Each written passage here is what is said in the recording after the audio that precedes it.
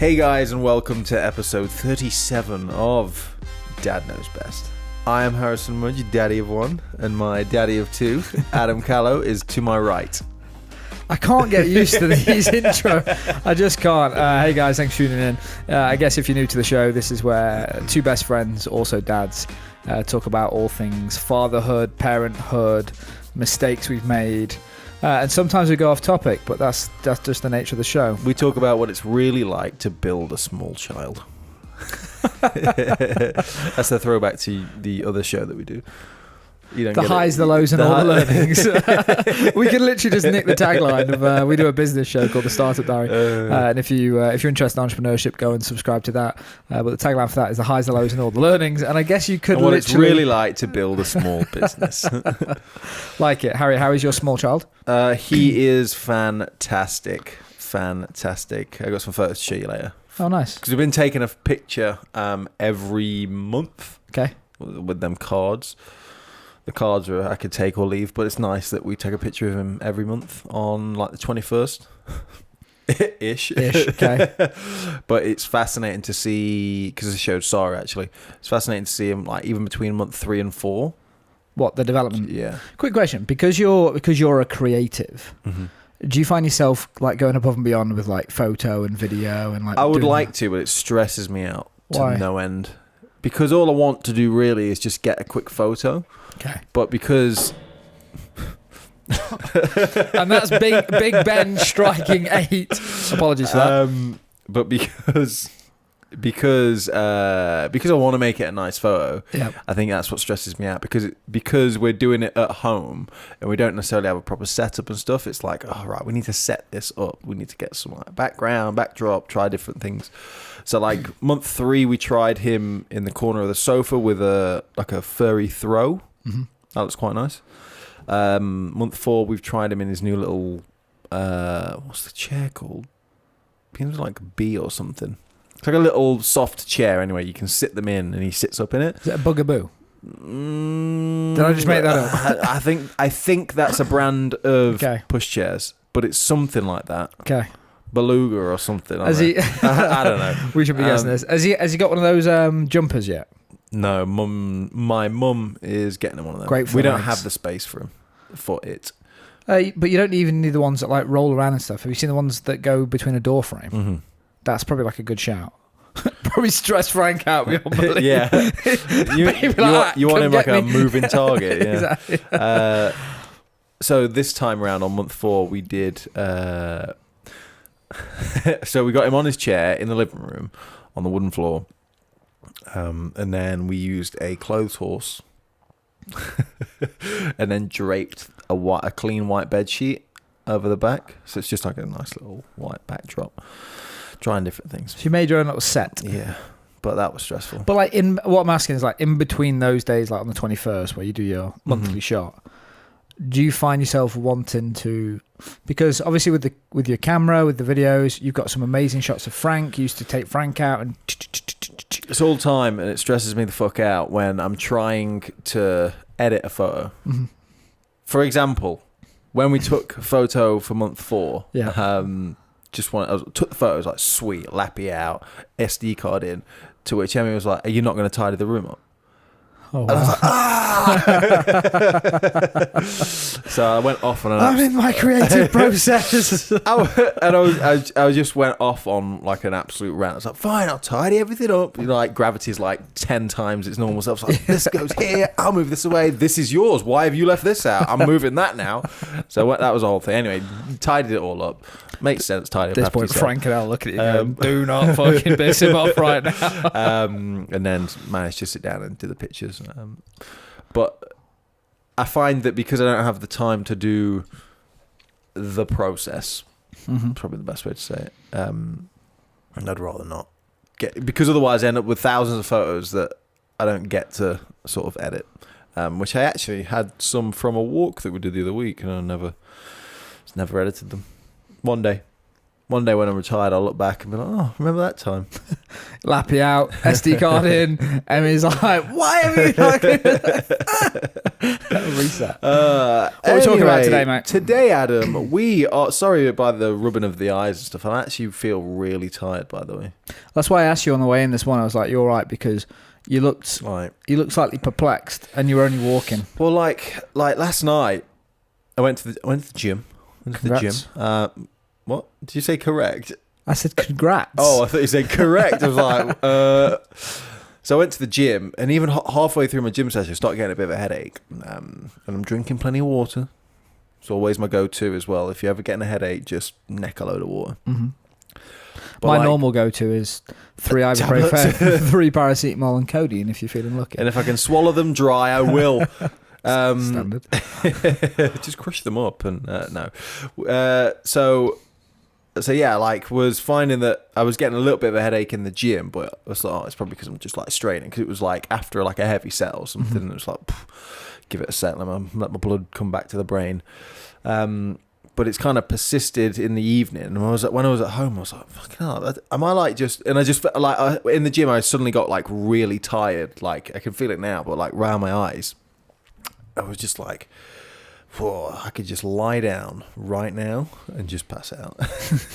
And when I got home, I was holding Elliot and I was feeding him. That's how I hold my boy vigorously. And I'm feeding him. And I'm thinking, oh my God, I am tired. And then this morning, I'm still as tired. And yeah, and I feel like I've got a weird kind of non-cold cold. Like I feel a bit nasally, and I feel a bit like coffee and a little bit sore throat, but it's not actually developed into something full blown. I don't know what the incubation period is of coronavirus, but we'll I don't know. I'm laughing about that. But anyway, the topic I was gonna move swiftly on to today was. And we tried to cover this last week, but we didn't. We got sidetracked with an alternative topic. Do you know, I wasn't being rude then. I was checking something to do with my Fitbit and my sleep last night. But carry on. That's fine. So I'll go on my phone as well. I'll consult my notes. And it's the same notes as last week. The boys are being little shits. Extremely difficult time for Sara. Mm-hmm. I wanted to catch up on this because I know you made a point that it's like, whew, the boys have been really testing Sara. And I think I even heard her in the office the other day say something to you. I don't, not that I was eavesdropping, but I don't know if I can't remember whether I'd overheard a conversation you two were having or whether she was speaking to Kat or something like that. But I heard her say that just like, yeah, they're testing me. They're testing me. So I wanted to know what's being tested. Why are they testing you? How are they testing you? And are they testing you at all, or is it just Sara? Yeah. So. Me and you have brothers. Mm-hmm. Just setting the sort of scene here. Yeah. Bit of context. Me and you have brothers, and Sara is an only child. Okay. So, how I see it is what's happening right now in the house is Reggie, in the last 4 weeks, probably 8 weeks, he's developing at an extraordinary rate right now. Like, if you take him back to just Christmas, so like 3 months ago, 2.5 months ago, he was very insular, like to keep himself to himself, not very vocal, mm-hmm. not a chatterbox. This year, he's just come out of himself and chatterbox, bubbly, building his own personality. Absolutely amazing to watch. But the flip side of that is because he's starting to be his own little boy, he's now getting confrontational with Riley. Mm-hmm. So Reggie's 3-4 in 3 months. Riley's just turned 6. So 2.5 years between them. And what they're now what they're doing within the house is, before it was they'd be a little bit cheeky towards Sara and they wouldn't listen to Mummy, but Mummy would put her foot down and get the job done. Mm-hmm. So now what's happening is they're now like, they've moved like Mummy to like tier 2, isn't like, well, I don't have to worry about Mummy anymore. Like, I need to worry about my brother. Like, and they kind of go in at each other and completely disregarding some of the stuff that Sara's trying to do and say, because they're trying to like stamp territory and basically just wind each other up, it feels like, within the house. So that's causing its own problems. When I'm in the house, they don't do it, which is a point of frustration, I think, for all the parents out there. Especially if you're a daddy and you know that your boys behave when you're in the house, but when you go away, like your other half calls you up and it's like, these kids are being terrors again. It must genuinely be tough for your other half, because it's like a sense of like disrespect, or like, why are you only good when daddy's in the house and then you treat me like shit? I don't see it like that. Because they're angels when you're at home. No, because I've been present, even to the point where, like, when I've been going on running literally yesterday morning, went for a run, came back in the house at about 6:30.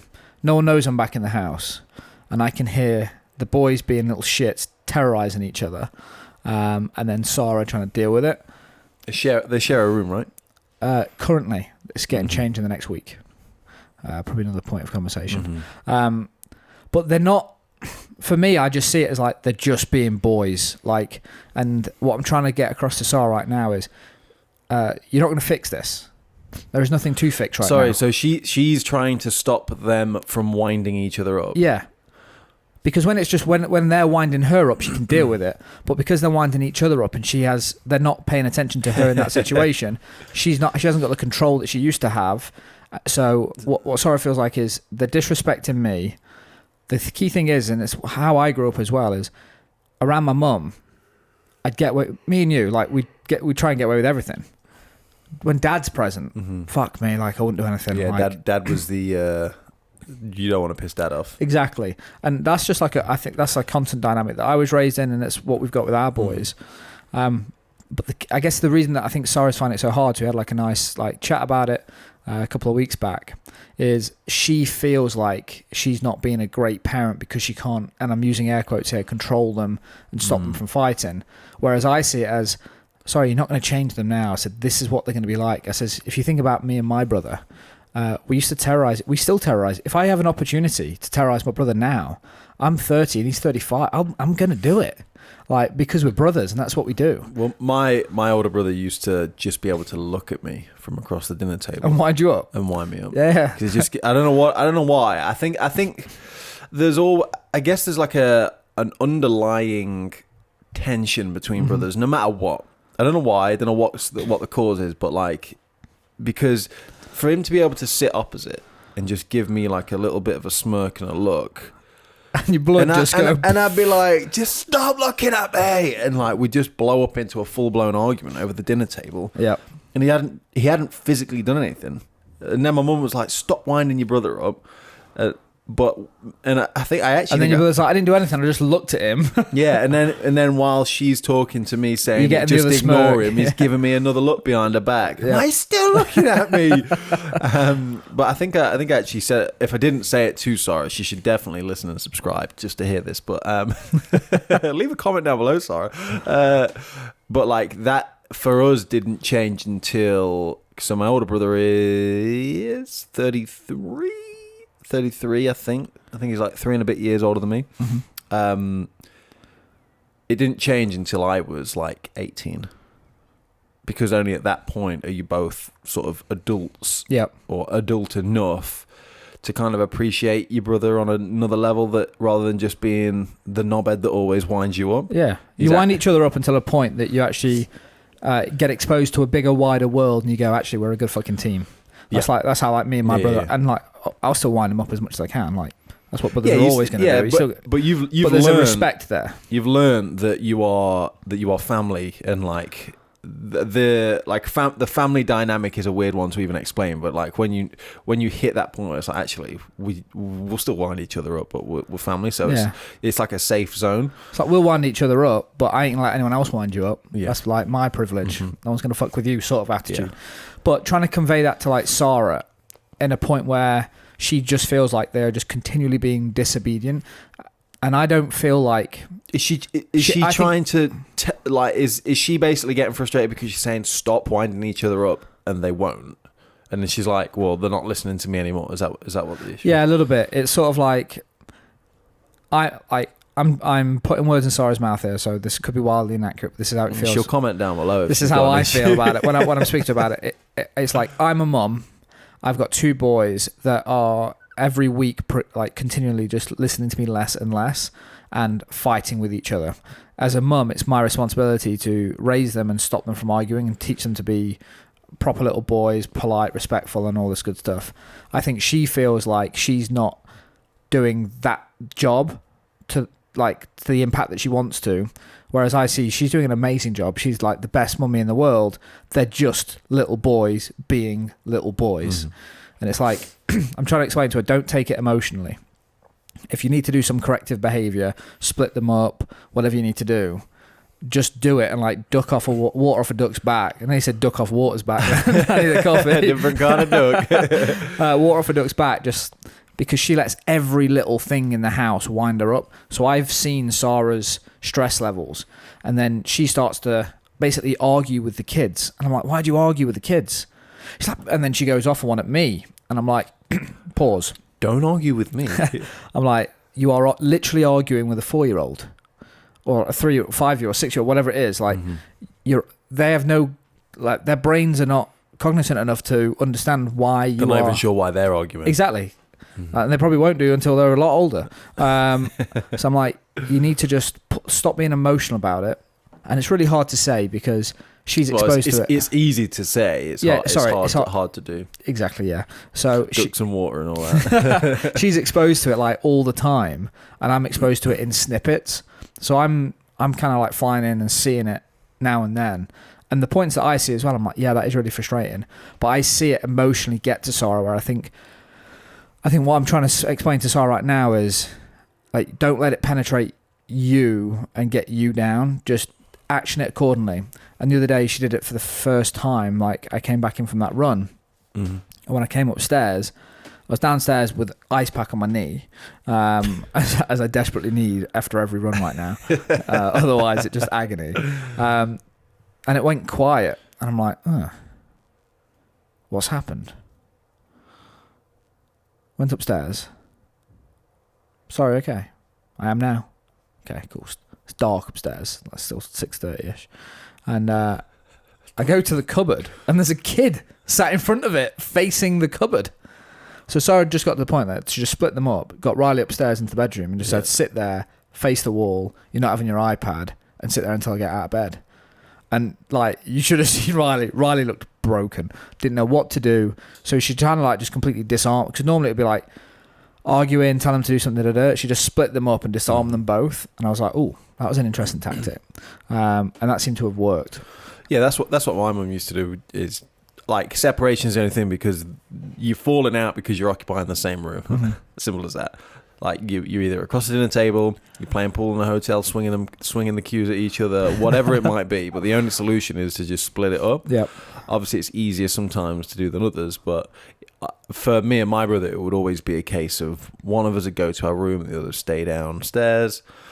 The problem we have right now is they have the same room. Yeah. So we're making some changes. So the spare room in the house, we're now moving Riley back into it. It wasn't because of the misbehaviours to start with. Well, it kind of was, but it was because of the morning routine that they kind of got themselves into. Like, Riley would wake up earlier than Reggie. Reggie can sleep through. I think I've said before, like, Reggie was like you with sleep. If you just leave him to it, like, he's never going to wake up. Like, he'll go into hibernation. Okay? Like, he would just hibernate if possible. He would sleep from about September to February if he had a choice. Oh, sounds good. But Riley, like, wakes up and he, like, whispers travel. If there's no noise, whispers travel. So yeah, a whisper is not a quiet way of communicating. No, especially when you're in a silent house. It's the same as when someone shushes you. They have to make more noise to shush you. I was watching something last night and someone shushed him. He went, "Is your fucking wheel leaking, mate?" That was absolutely brilliant. So Riley in the morning, we were like, "Reggie, you awake? Reggie, do you want to play? Reggie?" And then Reggie won't reply. So you'll hear little steps down his little bunk bed ladder.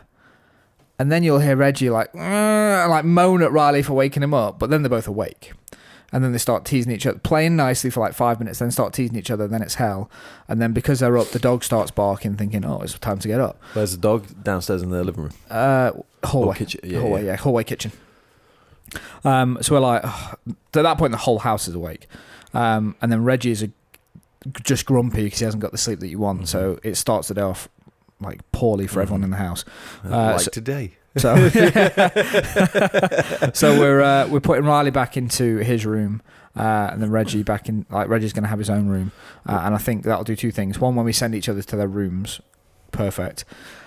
I guess one thing we've got is why did you split? Not why did you split them? Why did you merge their rooms?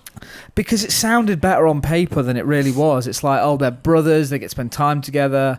Like, it sounds nice having like, oh, bunk beds with you, but there's nothing logical about it, to be honest. Like, not to plummet like bunk bed sales, but I don't recommend it, because especially when you've got that age. I guess if they're the same age, like within like a year of each other, there's probably more of an argument. But when they're going to bed at different times and you want them to wake up at different times, I just think it's a problem. And also, like when you're sending them to their rooms and stuff like that, they go back to the same room. Like you say, one should stay downstairs, one goes upstairs. But also we're changing like the room layouts a little bit. So if we're not having like toys and stuff out, because it's like a playroom as well. We're not having all that stuff out. We're having it all put away. So if we send like Reggie to his room, we'll like send him to his room and say, don't touch the toy cupboard. So he's not allowed to go in and help himself, because there's no punishment going to your room if you can just go and fucking play. Because he just wants his own space anyway, away from Riley right now. He's like, I just want to go and play on my own. So we're just trying to work out the right punishments for the kids, basically. And what's really interesting that's happening right now with like me and Riley is he's getting like a little bit of, I don't know whether this is the right word, but remorse. As in, I get the sense that when he does misbehave, he's actually sorry for it for the first time. Like he feels like I've let that is not the callow way. I feel like he's sort of in a position where he's like, I know I've let you down, and he actually looks sorry for it. So like sometimes like he's misbehaved. Yeah, he's not being a little brat, basically. Yeah, he's like, I'm sorry for upsetting you, mummy and daddy. Like he's taken that line, and I'm like so confused with it, because I'm like, is he manipulating me, or is he actually? And I'm trying to work that out with my own kid right now. I'm like, is he full of shit, or is he actually sorry? And I can't tell sometimes with him. He's that good. So I think he's growing a little bit of remorse right now. So me and him had like a sit down talk. It was actually last night, and I'm sort of like trying to talk to him like a bigger boy now, and sort of like saying, listen, you're not 4, you're 6, and it's really important you start acting like a 6-year-old, because you're still acting like a 4-year-old. I said, when you fight with Reggie, you're acting like a 4-year-old. I said, but you're a bigger boy than that. I said, you're his big brother. I said, you need to start setting the example for Reggie. I said, you need to start acting like a 6-year-old and grow up a little bit now. And then we had a good conversation, and we had like a nice little chat about it all, and hugged it out, which was cool. But I think that's probably the next level of how I try and parent them differently, understanding that Reggie is 4. And there's certain things and tactics that will work with him to get him to do what we want him to do. But Riley's very different, so I just need to change stuff a little bit. Well, we will wrap it up. Before we do, actually, just one more question I had was, have you noticed with the punishments or anything that Riley has felt like? So with me and my brother, he always felt that he was the one that was being singled out because he was the older brother. Have you noticed anything like that with it yet? Or good question. I'm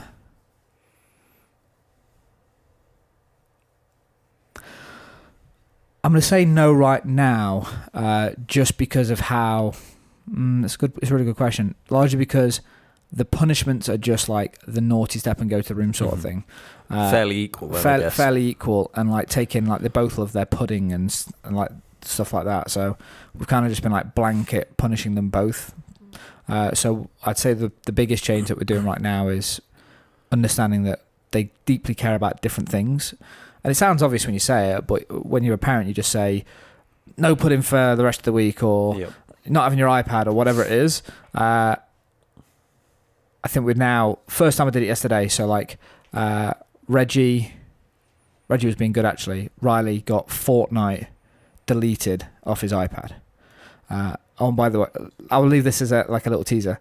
One of the most enjoyable experiences for me in a very long time with the boys was me and Riley duo teaming on Fortnite together, each on an iPad, because he's now at that level where we can enjoy games like that together. The worst thing about that is that you're playing it on an iPad. With touchscreen as well. Yeah, I'm better on an iPad than on the Switch. Lunatic. Absolutely. We'll cover this on a future show. Guys, we will leave it there. Thank you so much for wassling. Wassling. Thank you so much for wassling, watching, listening. We've been waffling. You've been watching. I think wassling was a mix between watching and listening. And I guess that's kind of what a video podcast is. Like, you've got an option to listen. You've got an option to watch. Let's just say we're wassling. Guys, this is going to get coined right now. Regardless of how you have enjoyed this show, you have been wassled, and we will speak to you next time. Subscribe.